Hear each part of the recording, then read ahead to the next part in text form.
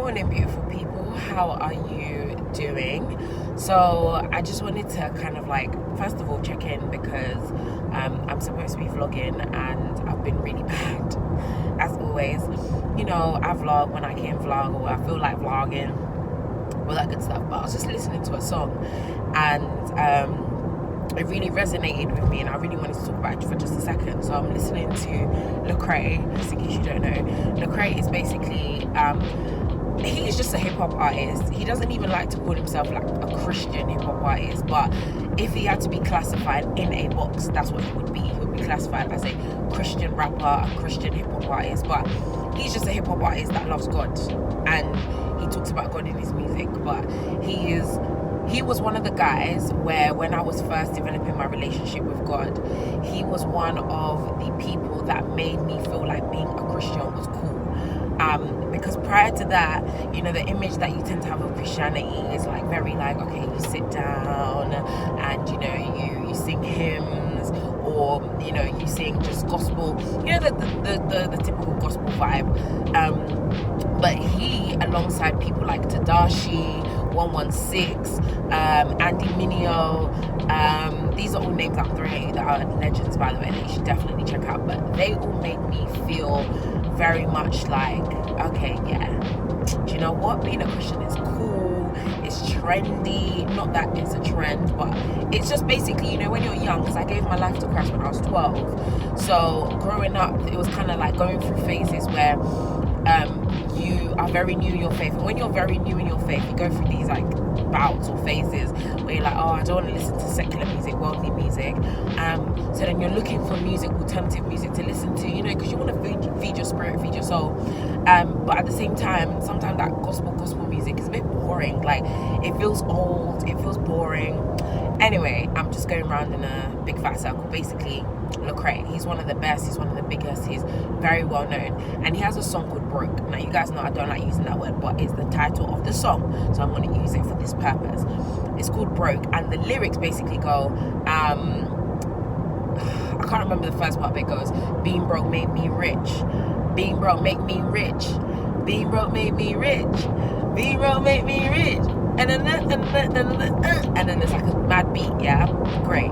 But that line just reminded me of how we should never deny or never hate our humble beginnings. I honestly believe that if I did not come from the background that I came from, i.e., very, very, very working class family, not having much, doing the best with what you can, making the most and doing the best with what you have and what you can do, I don't think I would have the level of drive and hunger that I have now, because I've been in places whereby, I'm going to school and I'm one of the kids that's getting free school meals. In case you don't know what that is, if you're living in a different part of the world, free school meals is basically free meals in school. Literally that, the name says it all.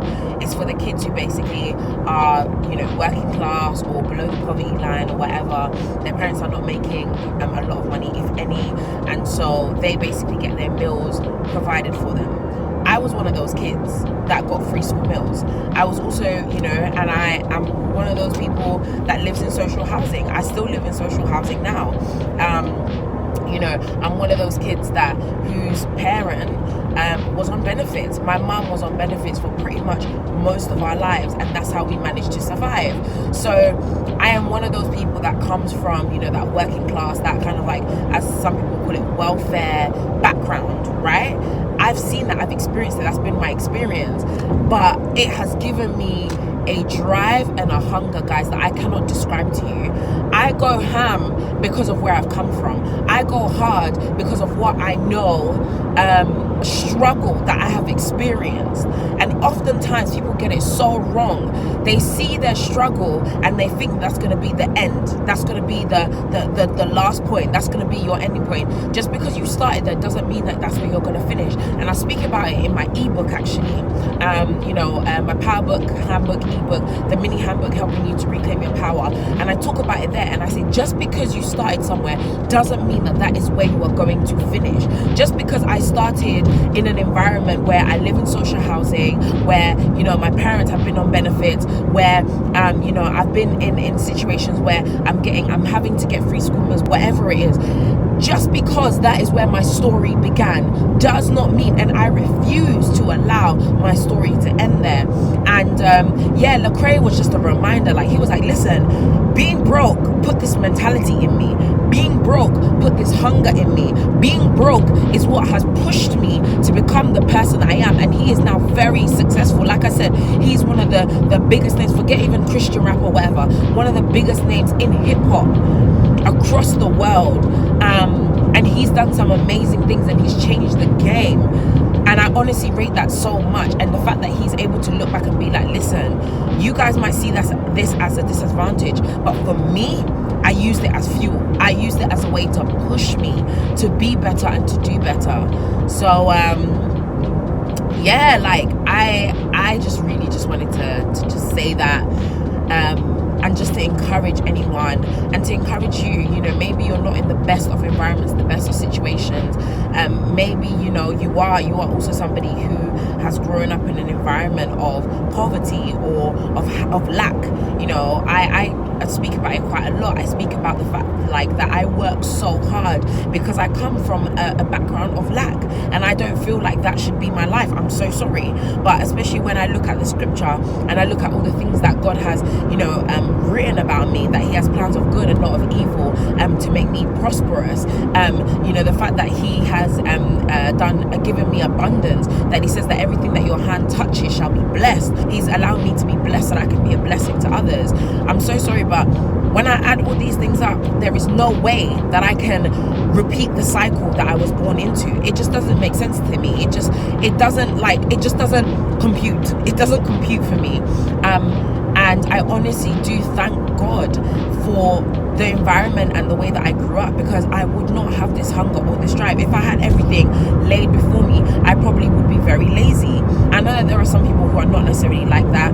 You know, for example, Donald Trump's, we may or may not like him, but one thing that we can't deny is that he's a businessman, a very successful one at that, and he did come from a rich environment, a rich background, and he got himself a loan of like however many millions it was, but he made the most of what he had and he multiplied it. There's some people who are rich and they just become lazy and they just sit there and don't do anything with it.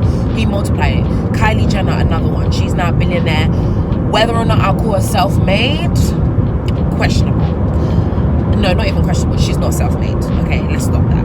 But she could have just sat there and just sat with the money and just partied and not really made anything, you know, of herself. But no, she decided that she was going to take what she already had. She's going to take the privilege that she had. She was going to take the lifestyle and the money that her family had, and she was going to push and multiply. That does happen sometimes. But at the very same time, there are a lot of people who have money and they just sit on their behind and splash because they're like, well, everything's being provided for me anyway, so why do I need to put in any work? So yeah, I think for the most part, if you are somebody who comes from a particular environment, even if it's an environment of, I don't know, abuse or hardship or whatever it is, your story doesn't have to end there. You know, you don't have to end it there. You can make things, you know, happen, and you can do better.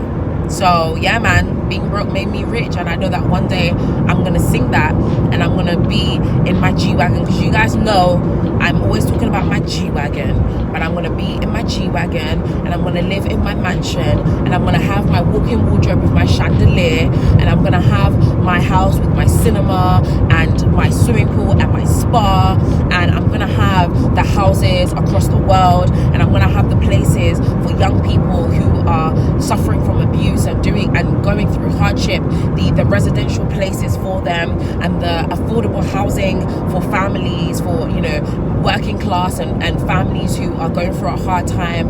When I have all of those things, I will also be singing, and having, you know, schools in Congo and having institutions in Congo that will support especially young people who want to build businesses and want to be entrepreneurs.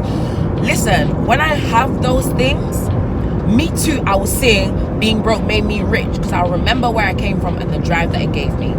Anyway, this turned into a whole flipping wake up Wednesday. I might even just use this as a wake up Wednesday, because I think that, yeah, I might end up just using it as a wake up Wednesday rather than a vlog, or I might incorporate it into a vlog actually. Who knows, we'll see what happens. But if this is a wake up Wednesday, thank you so much. I'll be back again next week Wednesday. If this is a vlog, thank you so much. I'll be back tomorrow. And of course, stay beautiful.